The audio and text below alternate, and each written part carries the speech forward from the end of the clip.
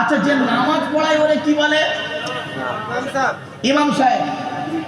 এই আজকের বলে যাচ্ছি, মসজিদে নামাজ আল্লাহর দরবারে কবুল করাতে গেলে ইমাম সাহেবের মাইনে বেশি করে দেবেন।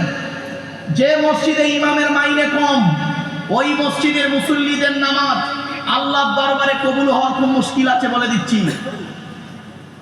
মসজিদের ইমামের মাইনে বেশি করে দেবেন। আর একটা কথা, ছোট্ট একটা উদাহরণ দিচ্ছি। স্বামী স্ত্রী কজন হলো বলো? 4 জন। পিতামাতা।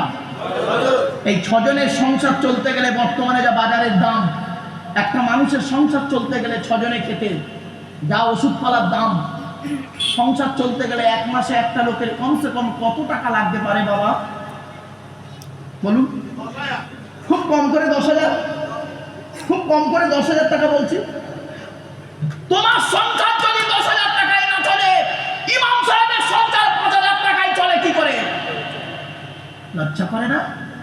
এ মুসলমানের বাচ্চা 3 কোটি টাকা খরচা করে মসজিদ তৈরি করেছে, আর ইমামের মাইনে দেওয়ার বেলা 3,000 টাকা। রাগ করো না বাবা, আপনাদের ইমাম সাহেব আছে? চলে গেছে সে, চলে গেছে। মনে মনে ভাবছে আমার চাকরিটা খেলো না। বাবা বাস্তব কথাটা বলো। চলো বাবা, এবার আসছি, শুনে নি। অনুরোধ করে বলে যাচ্ছি, 1 কেজি ওজনের একটা ইলিশ মাছ কিনেছ,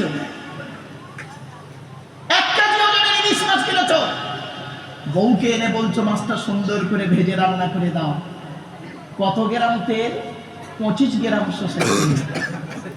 1 কেজি ওজনের ইলিশ মাছ 25 গ্রাম সরষের তেল দিয়ে ভাজলে মালটা ভাজা মাল পাবে না পোড়া মাল পাবে? তাহলে বুঝে নাও, বাড়িতে গিয়ে ভাববে। 3,000 টাকা যদি ইমামের মাইনে দাও, দিনে মাসে যদি 3,000 টাকা মাইনে হয়, দিনে রোজ হয় কত? 100 টাকা রোজ। ধরুন আপনাদের ইমাম সাহেব বাড়ি গেছে, এখন আমি আপনাদের ইমাম, আপাতত ধরে নিন আমি আপনাদের ইমাম, আমার রোজ হলো 100 টাকা, 5 ওয়াক্ত নামাজ পড়াবো, পাবো কত? এই 5 ওয়াক্ত নামাজ পড়াবো, টোটালটা কত? 100 টাকা। আচ্ছা, 5 কে 100 ভাগ করলে ক টাকা অক্ত? 20 টাকা। ফজরের নামাজ ইমাম সাহেব কত রাকাত পড়ায়? 2 রাকাত। আমি আপনাদের ইমাম 2 রাকাত নামাজ পড়ছি, কত পাবো? 20 টাকা। নিয়ত ভাবছি আল্লাহু আকবার, 1 টাকা। দোয়া না পড়বো, 1 টাকা। সূরা ফাতিহা পড়বো, 3 টাকা। আবার বড় কেরাত ধরতে হবে। ওর বইয়ের কাছে ঘুম থেকে উঠে এসে 1 রাকাত নামাজ যদি ফেল হয়ে যায়, তারপর ইমাম সাহেব বাপ আবার সালাম ফিরিয়ে ওর বাপ দাদা 14 পুরুষের নামে, গোষ্ঠী শুদ্ধর নামে দোয়া চাইতে হবে। কালো গাই, কালো গাই, কোলে বাছুর, 2 কিলো দুধ, খেতে দেবে খড়, হয় খোলমুচি দাও, তবে তো বুঝবে। ঠিক না বেটি? জোহর ফজর গেল, এবার আসছে আমি আপনাদের ইমাম, জোহরের নামাজ পড়াচ্ছি। জোহরের নামাজ ইমাম সাহেব ক রাকাত পড়ায়? ক টাকা পাবো? 20 টাকা। জোহরের নামাজে ইমাম জোরে জোরে কেরাত পড়ে না মনে মনে?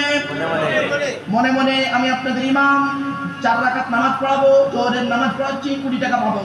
নিয়ত ভাবছি আল্লাহু আকবার, মনে মনে কেরাত তো, আল্লাহ বইয়ের শাড়ি সায়া ব্লাউজ কিনতে হবে, ছেলে মেয়ে জামা কাপড় কিনতে হবে, সামনে ঈদ, রোজার মাস চলছে, আল্লাহ এদের প্রচুর টাকা আছে, তবু মাইনে এরা কখনোই বাড়ায় না। আল্লাহ গো, তুমি এর বিচার করো। এই অনেকক্ষণ হয়ে গেছে তো, রুকুতে যেতে হবে। আল্লাহ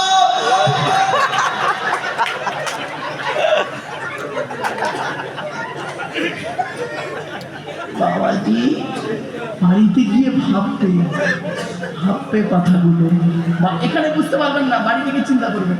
চলো বাবা, তাহলে আরেকটা কথা বলি। এই মা বোনেদের বলে যাচ্ছি, ইমাম সাহেবের কাছে কোনোদিন মুরগি জবাই করতে আনবে না, একদম মুরগি জবাই করতে ইমাম সাহেবের কাছে যাবে না। লজ্জা করে না? তোমার ইমাম সাহেব রেখেছো মুরগি জবাই করার জন্য? তোমার মুরগি তুমি বাড়িতে গিয়ে জবাই করবে, কি বলে জবাই করবে? বিসমিল্লাহ, আল্লাহু আকবার। ঠিক না বেটি? এ মুসলমানের বাচ্চা, এরা মুরগি জবাই করতে ভয় পায়, আর ভোটের সময় ভাই কাউকে ছুরি মারতে ভয় পায় না, ঠিক না বেঠিক? এরা মুরগি জবাই করতে ভয় পায়, মানুষ জবাই করতে ভয় পায় না। বাবা, আমার ওয়াজগুলো শুনতে খারাপ লাগবে, কিন্তু বাস্তব কথা। ধৈর্যের পরিচয় দিই, ধৈর্যের পরিচয় দিই। আসলে কি জানেন, চুলকোনা তো দাঁতের মলমটা দিচ্ছি তো ভালো করে ধরবো। চলো বাবা, এগিয়ে যাই।